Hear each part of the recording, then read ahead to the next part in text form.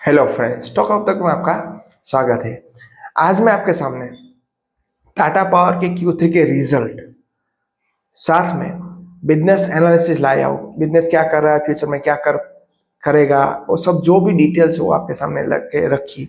साथ में हम आज ये भी देखेंगे यहाँ पे देखिए Q3 के रिजल्ट है, उसने एस्टिमेट को बीट किया है कि नहीं किया, वो भी हम आगे देखने वाले हैं।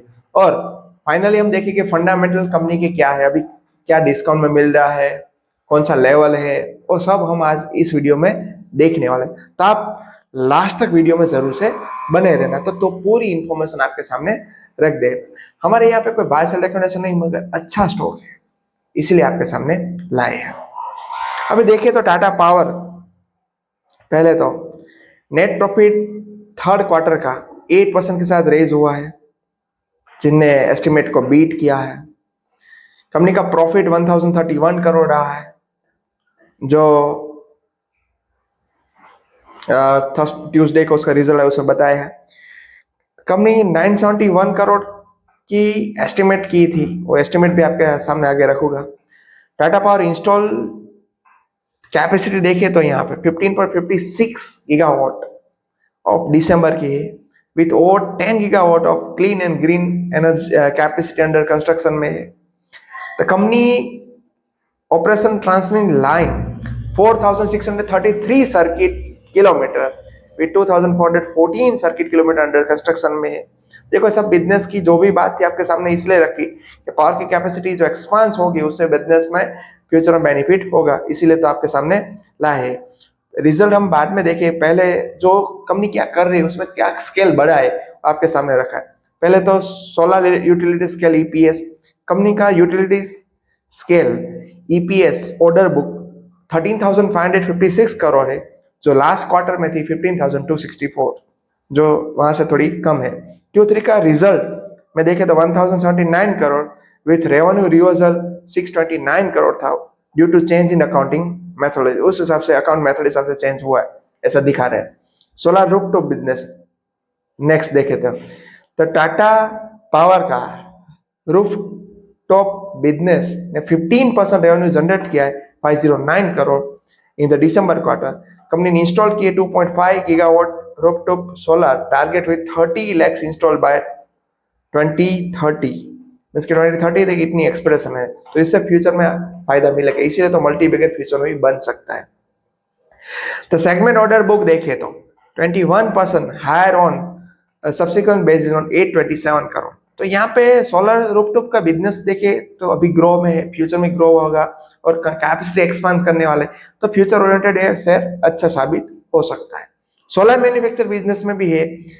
यहाँ पे देखे तो Tata power 4 gigawatt cell line it Trivandrum plant in Tamil Nadu is now fully operational. The company planned to commission an additional 300 megawatt Q4 के जब फाइनेंशियल 25 के रिजल्ट आएगा उसमें इसकी कैपेसिटी भी बढ़ जाएगी, उसका रेवेन्यू भी बढ़ेगा, तो ये भी एक फ्यूचर ओरिएंटेड बात हुई।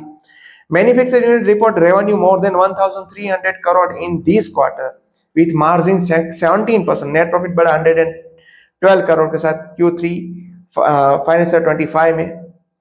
ये भी सब यहाँ पे अच्छे पॉइंट है जहां से हो सकता है कि फ्यूचर में रेवेन्यू इससे बढ़ सके, तो इसलिए तो आपके सामने स्टॉक मल्टी बैगर लाके लेके आए हैं। इन 9 मंथ फाइनेंशियल 25 का मींस के दिसंबर तक का देखिए तो facility produce more than 2.4 gigawatt of modulus.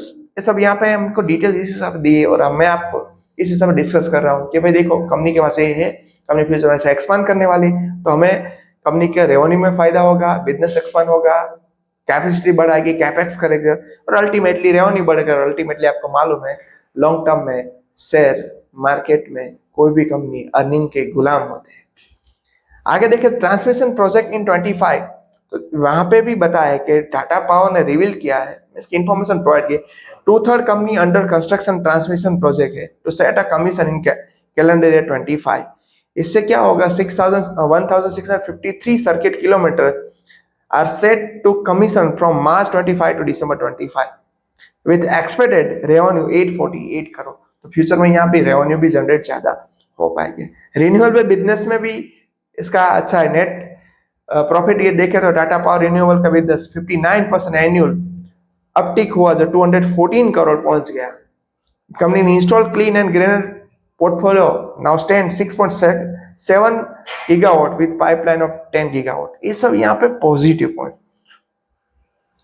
और ओडिशा की बात करें तो कंपनी ने for Odisha discom so reducing aggregate technical and commercial losses which promises growth as per the company. इसके ओडिशा के जो लॉसेस में थे उसमें से भी ऐसा बिलीव करा जा रहा है कि भाई आने वाले दिनों में यहाँ भी प्रॉफिट जनरेट हो सकता है। एंड लास्टली बिजनेस मॉडल की बात करते हैं, यहाँ पे ये भी समझा है कि hydro project the company has 2 pump storage hydro plant project totaling 2800 megawatt capacity currently under construction। Company 1000 megawatt भेवपुरी प्रोजेक्ट को एक्सपेक्ट करे कंप्लीट हो जाएगा अगस्त 28 तक।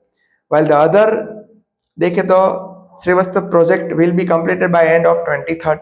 तो ये सब यहाँ पे अच्छी बात दी है, प्रोजेक्ट कंप्लीट हो गए, अच्छा बिजनेस भी हाइड्रो प्रोजेक्ट में भी हो जाएगा।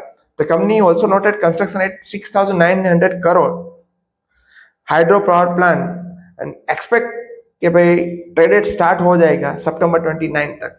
तो ये सब यहाँ पे बिजनेस के फंडामेंटल दिए कि भाई बिजनेस में क्या क्या, बिजनेस का मॉडल दिया है, बिजनेस क्या क्या करने वाला है, अभी तक क्या कर चुका है, उससे हमें मालूम होता है भाई आने वाले दिनों में बिजनेस में अच्छा ग्रोथ है और अच्छा प्रॉफिट भी बना सकते हैं।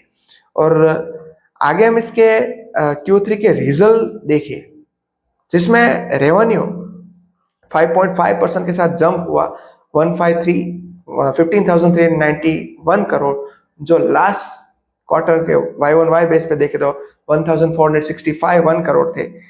और एस्टिमेट में देखिए तो यहाँ एस्टिमेट किया था 16,692 करोड़, एस्टिमेट से कम आया, मगर Y-on-Y बेस पर रेवेन्यू जंप हुआ है। नेक्स्ट EBITDA देखे तो earning before interest dividend tax में सब देखे तो 38.68% हुआ, जो अमाउंट हो गई 3,352 करोड़, जो लास्ट ईयर थी 2,417 करोड़, और एस्टिमेट किया 3,079 करोड़। एस्टिमेट को भी बीट किया और Y-on-Y बेस पे भी अच्छा जंप देखने को मिला। मार्जिन भी यहाँ पे एक्सपांड हुए 21.78%, जो लास्ट ईयर था 16.5%, ये भी यहाँ पे अच्छी बात है। और एस्टिमेट किया था 18.4%, मार्जिन ने भी एस्टिमेट को बीट किया है। ओनली रेवेन्यू ने एस्टिमेट को बीट नहीं किया, मगर रिजल्ट फिर भी अच्छा है।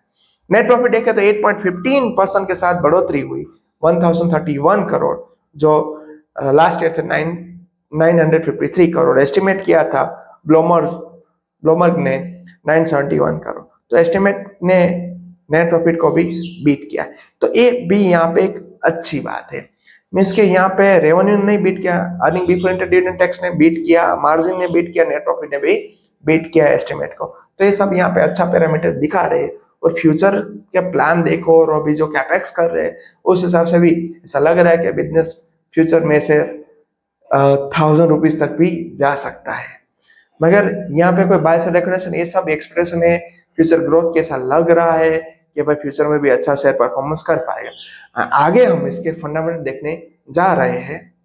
आगे हम इसका फंडामेंटल देखें तो मार्केट कैप है 1,17,652 करोड़, स्टॉक का हाई देखे तो 495 है, अभी स्टॉक 360 पे ट्रेड हो रहा है और 338 पर अप्रोक्स उसका लो था।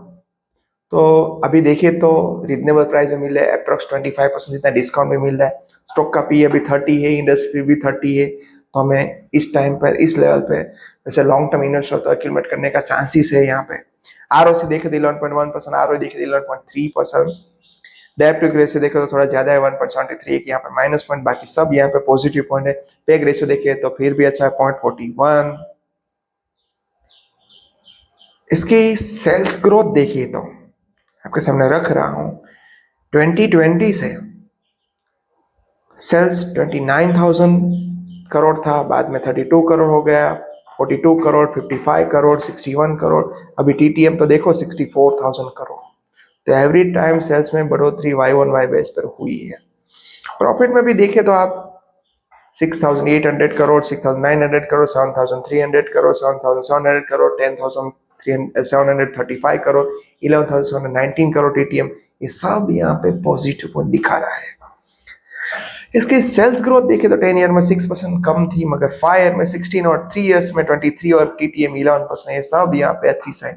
प्रॉफिट ग्रोथ देखे तो 10 ईयर में 77, 5 ईयर में 74, 3 ईयर में 44%, टीटीएम देखे 13%।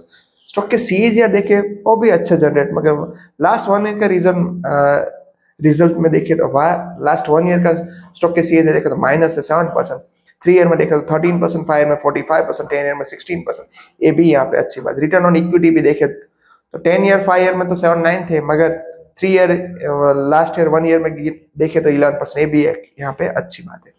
और कंटिन्यूस बेस पर यहाँ के रिजर्व है बढ़ रहे, 22 में 22,000 करोड़ थे, 28,000 करोड़ बन गए, 32,000 करोड़, अभी 33,000 करोड़। सामने डेप ज्यादा है, और आपको पहले ही बताया कि यहाँ पे एक माइनस पॉइंट है। तो कंपनी कैपेक्स करे जा रही है, देखो एक बड़ी बात है। फिक्स एसेट देखो 57 थे 61 थे 67 करोड़, 67,000 करोड़ सॉरी, बाद में अभी 70 करोड़ 70,000 करोड़, ये भी एक यहाँ पे अच्छी बात है। फिक्स एसेट बढ़ रही है, सामने बोरोइंग बढ़ रही है, तो उसका कोई इश्यू नहीं है। ऐसे ही मान सकते कि जो भी पैसे बोरो करे और बिजनेस में अप्लाई किए, और साथ में रिजर्व भी अच्छे खासे है।